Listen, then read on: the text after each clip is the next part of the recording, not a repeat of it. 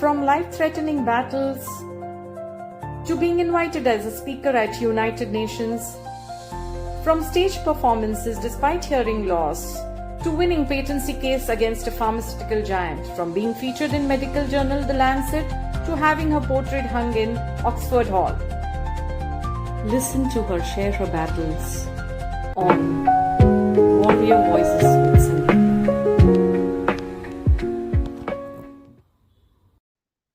She lost her hearing at 24 years of age due to a TB drug, but turned her pain into power. She led a global fight for affordable medicine, winning a historic patent case against a pharmaceutical giant. She danced to rhythms she couldn't even hear. This is the story of strength, purpose, and resilience. This is the story of Nandita Venkatesan, a two-time TB survivor, global health advocate, and Time 100 emerging leader. Namaskar and welcome to Warrior Voices with Sangita, where we bring you stories of strength, transformation, and service to humanity. Nandita, welcome to the podcast. Namaskar. Thank you. Hello, Sangita. Thank you so much for having me. It's my honor to have you here. Nandita, we'll start from the beginning. When in 2007, you were diagnosed with intestinal tuberculosis for the first time. What was going through your mind at that point of time in your life? You must have been very young. Could you just share how it was for you? Yes, so when I was diagnosed with intestinal TB for the first time, I was 17 years. And then it was in August 2007. I had just started my college. So I had started my undergraduate studies in Ruya College in Mumbai in May. And then in July. Sorry. And in August, I suddenly started feeling a lot of stomach ache, and I very clearly and very distinctly remember just having a lot of stomach ache, and also like bouts of nausea and feeling very tired. But because it was the rainy season, a lot of people initially, a lot of us felt that it was the viral fever, the flu season. Okay, it has just come and it will go away. So that is what we thought initially. So when I started having the stomach pain and everything, we initially thought, okay, this must be because of the Mumbai rains, and maybe I would have I had just started college, so maybe I would have eaten something, and then it must have just caused some wrong reaction initially. But then we realized that the pain was not going at all, and then I could not see any improvement in my condition. So after nearly 2 or 3 months, we went to after a month or something, we were going to a local physician which is in our society and in our locality, and he was giving us normal medicines, and he said that okay, you'd be fine. But when we realized that nothing was happening, so then we decided to visit a specialist in our area, a gastrointestinal specialist, and then she told us that she's suspecting that it could be tuberculosis. And that is when I got to know about this for the very first time. I didn't even know that. Honestly, I don't remember even reading much about this disease before. TB is the worst. It is the worst infectious disease killer. And it is just after COVID. So before COVID, TB was the number one infectious disease killer. Then COVID happened, and then during COVID overtook TB as number one, and now again we are back to TB being number one. So you can imagine what is the scale of the problem, and how big it can be, because all of us, we have dealt with COVID, and we know how COVID is just you just get it in the air. So there is no reason. So if anyone asks me today why I got TB, it is like asking why you got COVID. There's no reason. Anyone will go by train, anyone will go anywhere today, but it will just step out of the home because it is in the air. Anyone can catch it. So Yeah. it is exactly like that. There can never be a definite reason. Okay, you got TB or you got COVID. No one will ever say, okay, you got COVID because of this, because we know everybody has gotten around us. So that was when I heard for the very first time. I must have probably read it in some science, or in a science class of mine in school, maybe, that when we were taught about all these diseases as part of our education, I must have probably read, must be one word over there, that okay, TB or cancer really It happened with happened. me. Mm. Yeah, when it really happened, and then I remember, because I was only 17 years old, I was very shocked, because I was at the prime of my life in school, in college, and then suddenly this disease suddenly happens. And then I remember that the disease, today in hindsight, when I think, the first time when I got the disease, it was maybe easier to deal with, because the second time was very bad, but the first time was easier to deal with. But because I was in college, I remember I had to miss out on a couple of months of college, and I had to uh, stay at home to get better. So a lot of some of my activities in college took a hit. I took a lot more time, for example, to make friends in college. So all of that happened because of that. As such the disease, I started taking the medicines and I started feeling better, because that is how it happens, that once you start taking the medicines, in 2 3 months time, you will start feeling better. Better. But then there were all of these other issues that I had to deal with, because I was in college. Not being able to hang out with friends, or not being able to go for that evening hangout, or evening movies with friends, and things like that, because of this issue that had come up. So that is what had happened for the first time. So I remember it was that is how I had felt. Do you feel there was any kind of stigma attached to your condition? Did you feel that those who knew wanted to keep away or something like that?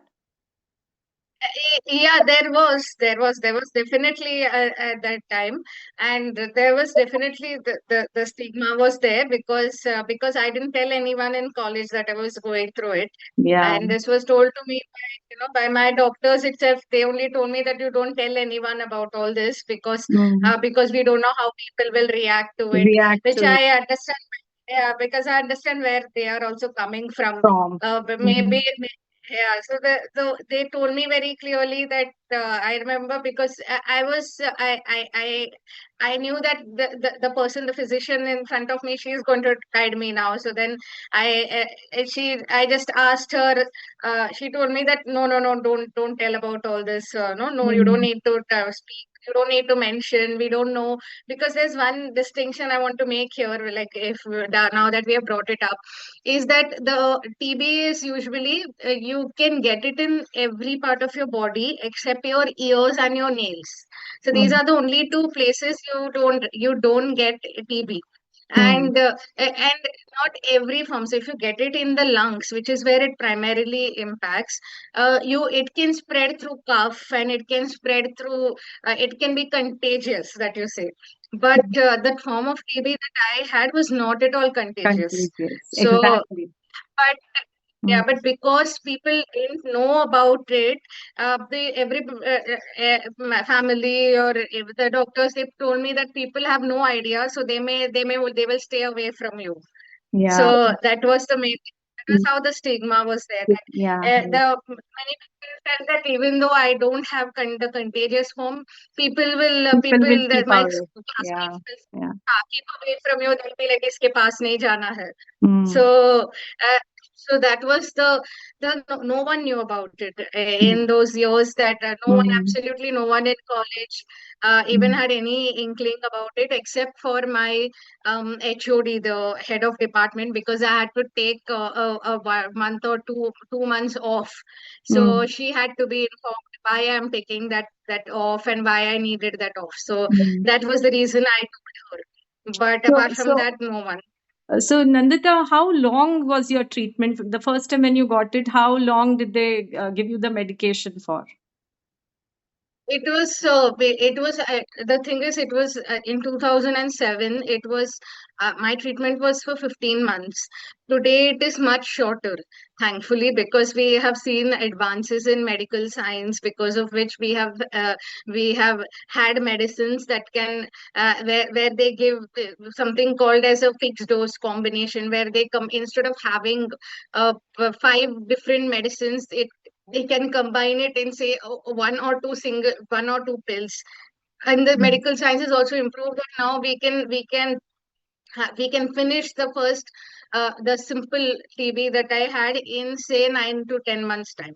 So But back then, yes, I had 15 months. 15 months of treatment of oral medication or injections?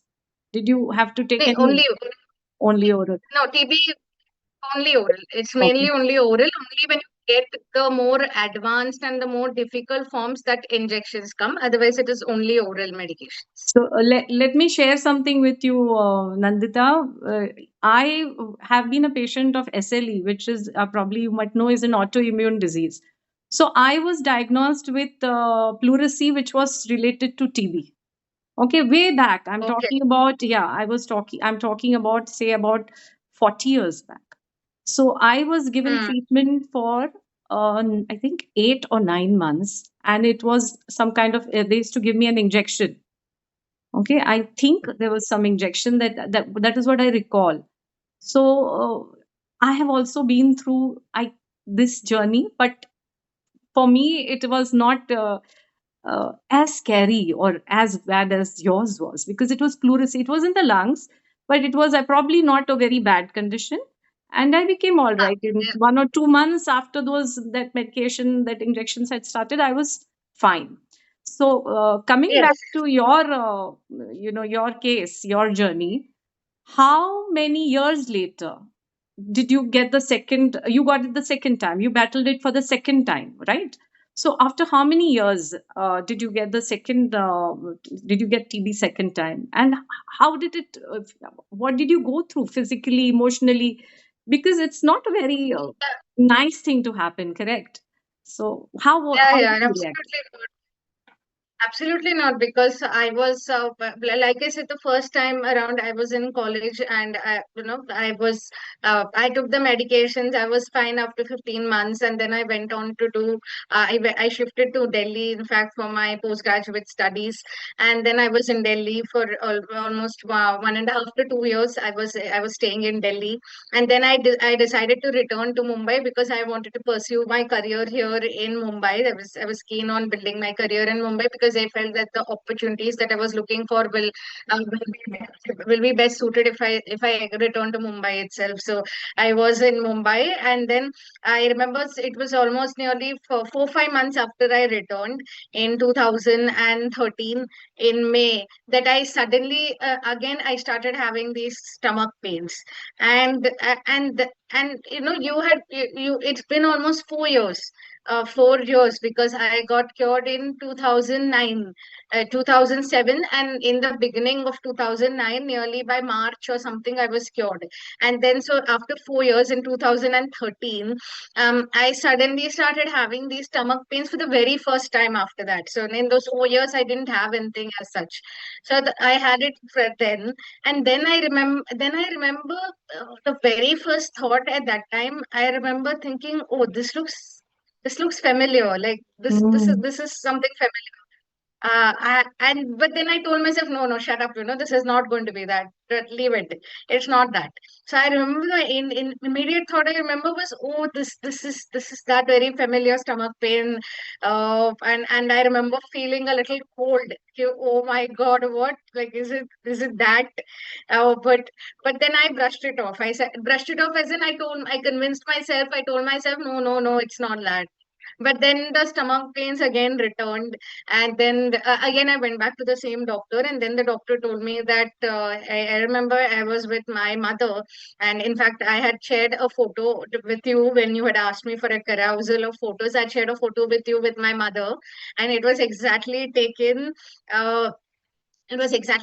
at the clinic just before we entered the doctor's room. Me and my mom, we just clicked a selfie out of fun, but that became like a momentous photo, because that was the day when we entered the doctor's room, and then the doctor told us that I got TB again. And I was honestly gobsmacked. I was shell shocked, because the and I asked her, why did this happen, like what happened, like what was it? Mm. And she said that there is no reason for it, Nandita. It has just happened. That's it. There is no reason for it. It is, you can call it honestly a stroke of very bad luck. That is what I remember she said, that it is just a stroke of very bad luck, because I know that because she told me that because she was aware that uh, I was taking all the necessary precautions, everything. When you come out of it, you are supposed to be careful at least for 1 year or 2 years. Generally, you Mm. come out of a you take that extra care for at least a year or two. So I had done all of that. Even when I had shifted to a new city, I had specifically and explicitly asked my doctor that I've gotten this opportunity to study in Delhi. Shall I take it up? And then she said, absolutely, go for it. Just forget all this. It's all done.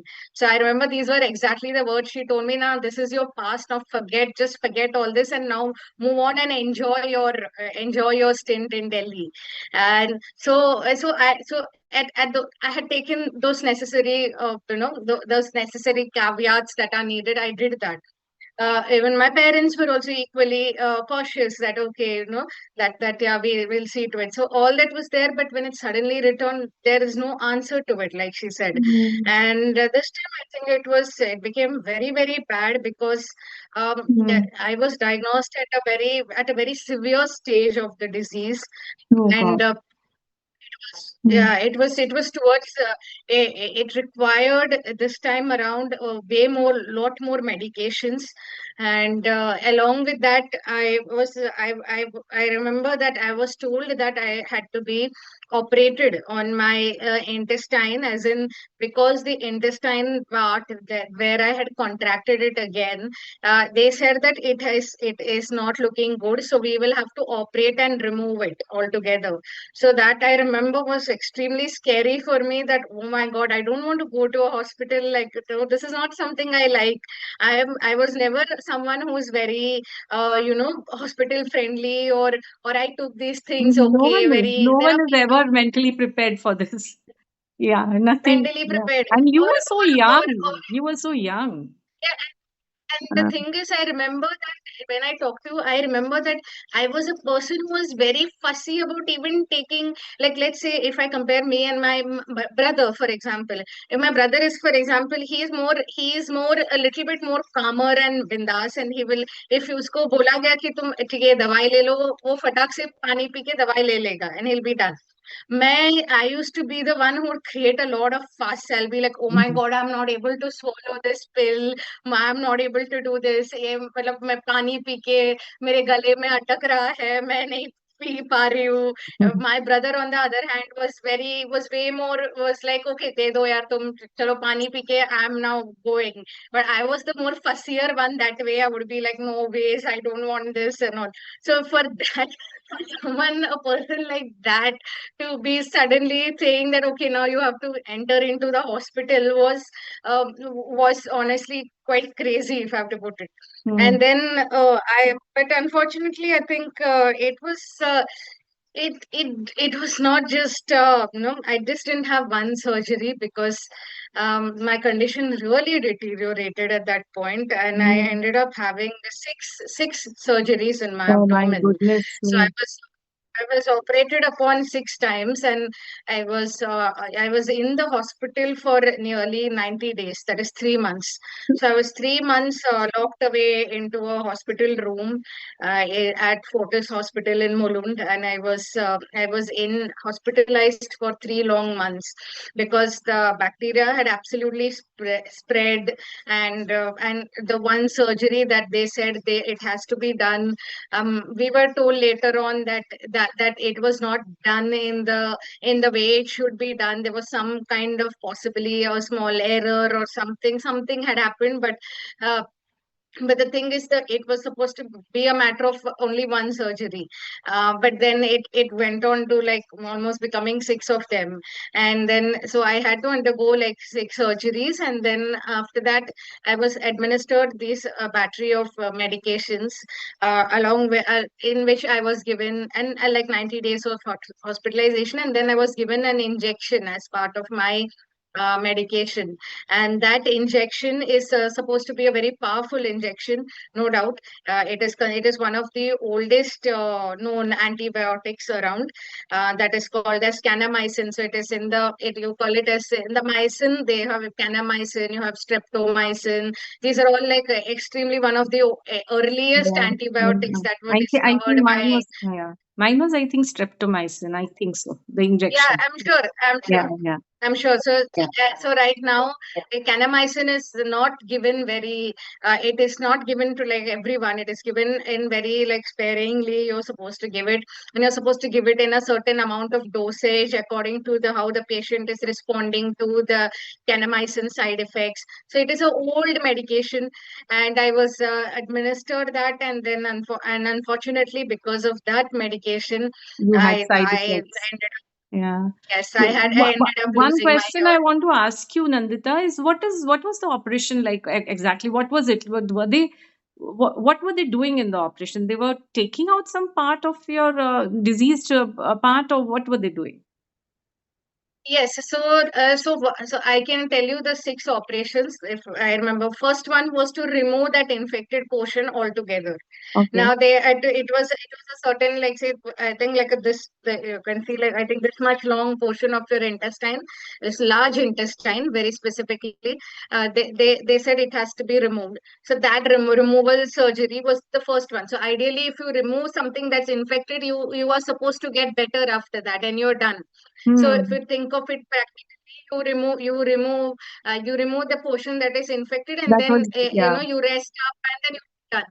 But that did not happen in my case. So then that happened. They removed it. Then in the second time around, I think so there was some portion of the bacteria that was possibly left back or something, and then it had spread to other organs. Like from the large intestine, it had gone to the small intestine, and it was starting to go spread to my abdomen as well, my stomach. So then another procedure was to basically clean up that entire part, because the small intestine had to be protected. So they cleaned up that entire part, and then they sort of did this procedure that is called as ileostomy, which is like something you can check up. This is done largely it is done mainly for people who battle uh, uh, intestinal cancer. So Okay. they do this thing. The basic idea is that because my Hmm. large intestine was that portion of the large intestine was infected, and that it needed time, it needed to be healed, and that was not happening because what was happening was that you take food through your mouth, and then ultimately it will pass through the large intestine. The large intestine was active all the time because Hmm. of that. So what they Hmm. did, and then and the large intestine goes back to your rectum, and then you pass out stools. So that is the large intestine plays a critical role of being that Hmm. passage to the rectum, and then you pass your stools and all. But in what they did with part of the ileostomy was that they they kept the large intestine portion separately, and they disconnected the large and the small intestine portion, and the Hmm. small part of the small intestine they brought it out through my hip, in which is called as so the end result of this whole process was that I was no longer passing stools through my rectum, that is through where we pass. Instead my stools were coming out through my hip. So you Hmm. can imagine like somewhere like on the right side of your hip, they had Hmm. brought out the portion of the small intestine out, like jutted it out a bit, and then I was passing all Hmm. my stools, more or less like undigested stools, so that the large intestine is kept away and it is left Hmm. to Hmm. So that relieve. it can So heal this is itself, so that the large yes. intestine can heal itself. Yeah. Yes. So this is done, honestly, this kind of a process is done mainly only for, I was told that it is done, it is For largely done cancer only for patients. cancer Yeah. patients Yeah. because they need that sort of thing that they need to get that thing done. They need that that large intestine has to be kept that way. So I think that is what they had done for me. And then yeah, so then that is when they did that, and then all this was like, I just remember thinking that this is I am learning sort of science real time. I had never learned so much science in my school as well. So it is like, okay, I'm really learning real time biology and medical science, real time biology hands on right now. Because I liked biology anyways in school. I never liked physics and chemistry, but I used to love Mm. biology. But then I Now ended you up are taking learning more something of it else. practically. Like in real time, when they were Mm. explaining to me, and then I was doing my own sort of reading. I was to read a lot at that time Mm. because I remember one thing was that uh, I the one thing that I remember very clearly was that I had to empower myself with knowledge. Only then I know that the doctors will also be able to Help you. that can get that attention, give Yeah. the Yeah. Yeah. because You need to they be would be able aware. to give that Yeah. attention. Mm. Yes. So I read up a lot actually, and I started to read a lot, and I started to understand what it is, and then they I remember my one of my junior doctors. They were a team of 4 doctors who were treating me, and I remember one of them. He was very young at that time. He had just joined the profession, and he said, "Aap mere jagah aa jao." So I said, "Oh God, thank you." इतना सीख लिया है अब. You were half a doctor by that time. Yeah, but Yeah, Nandita, so they're like, "Thank I really cannot even begin to comprehend what it must have been for you to go through you." that experience of losing your hearing ability. I mean, Mm. because of it was one of the side effects. It was the side effect that you have, right? And it must have been really tough for you. Even thinking of it now, I just can't comprehend that.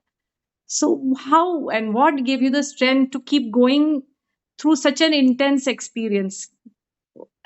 It was, yeah, I think you put it very correctly. It was extremely intense. That is the word because it just happened very suddenly.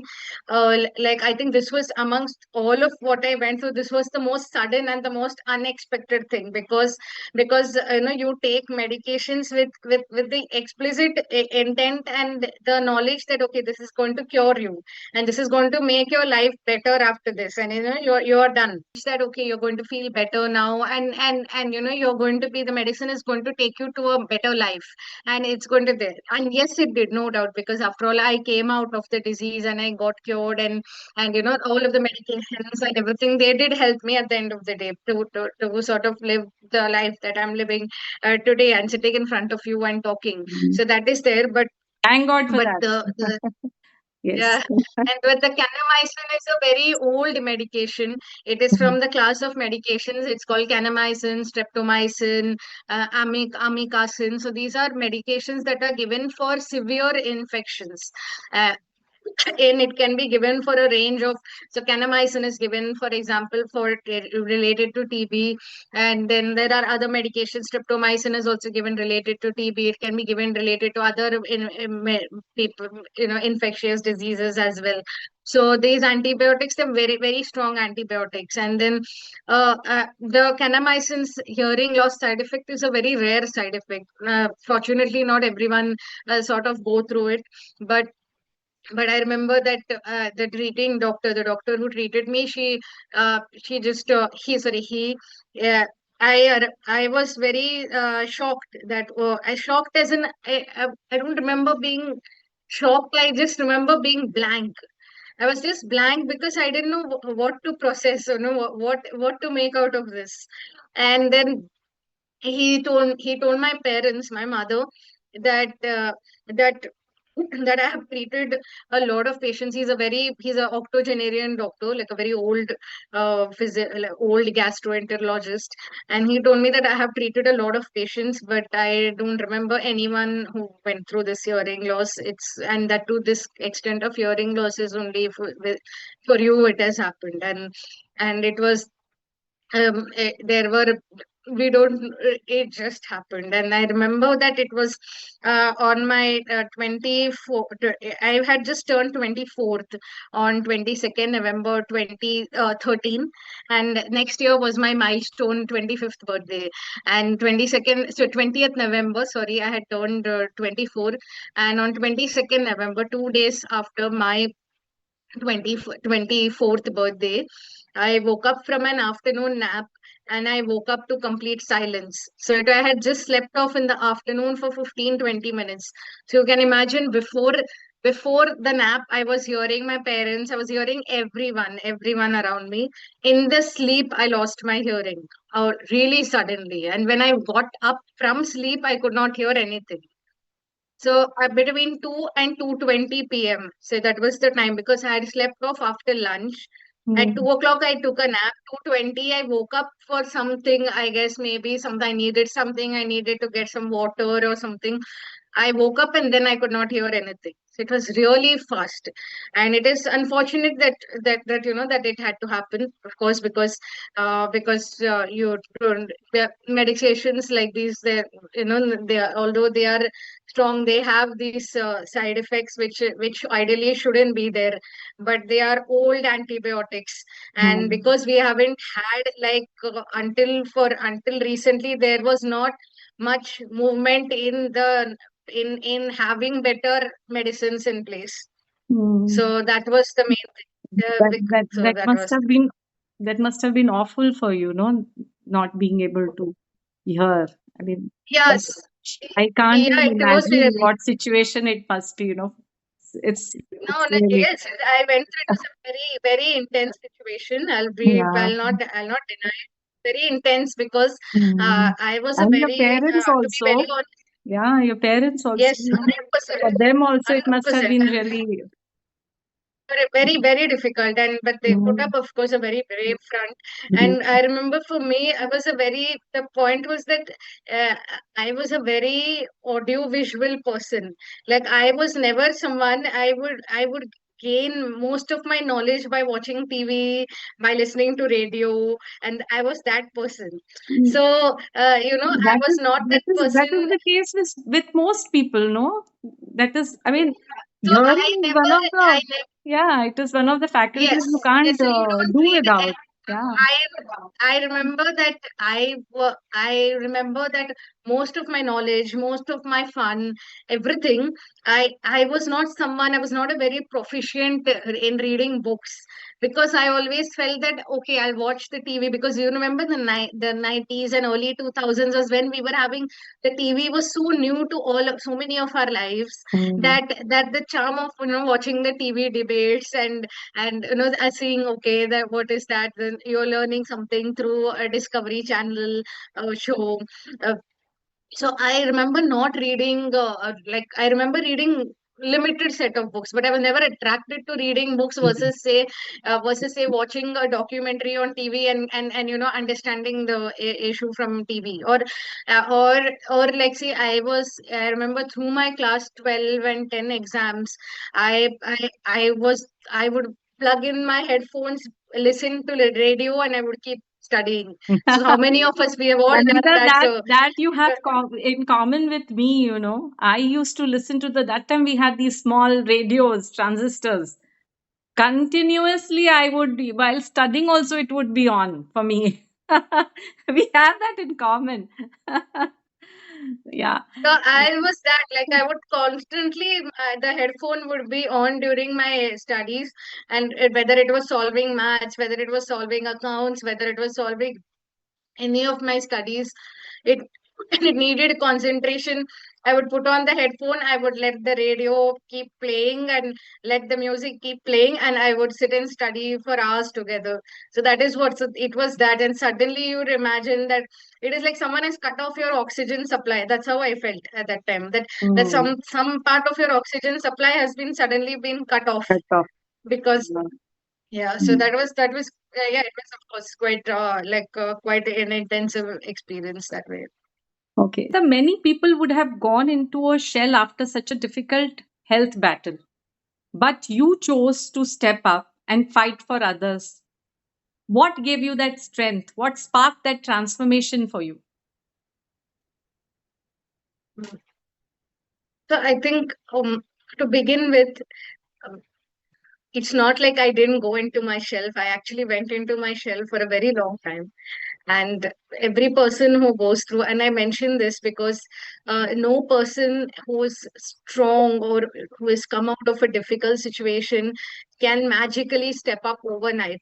It is a very long journey of, it takes years to rebuild one's life, and it is not something that can magically sort of happen, that you just suddenly become better and you suddenly step up and think that okay, you want to speak up for others. I was completely retrieved into my shell after I had lost my hearing, and it was like I had mentioned before, that I was a very audio visual person, and to me it felt like some a part of my oxygen supply was cut off. So I was going through very intense moments at that time, and it was and moments that today when I think years later, even today they sort of frighten me. Even though even though time has lapsed by, there are moments that today I remember the way I cried, or the way I wept, or the way I felt. More than anything, it was that sense of helplessness, absolute sense of helplessness, that you feel that you've lost grip over your life, or that Mm. that you don't have the kind of independence everyone aspires for, that you become an independent person, you be also be the shoulder for your parents, as they are growing old. I had all of these aspirations, like any ambitious girl would have. And then suddenly you see that it's the reverse, that you have become dependent completely on others. And of course there were times, a lot of times I remember I was went through a very constant feeling that have I become a burden on everyone around me. This is something that anyone who goes Yeah, through a big yeah, yeah. sickness Very true. have this feeling that have I become a burden for Burden on everyone others. around me? Yeah. Why does everyone else have to go through this? No, I don't want to be this burden on anyone anymore. So it had even reached that point where I said that I don't want to be this burden. Might as well just leave. Might as well just leave this planet, or just leave this situation and run away. So definitely all of that one goes through, all of that sentiments.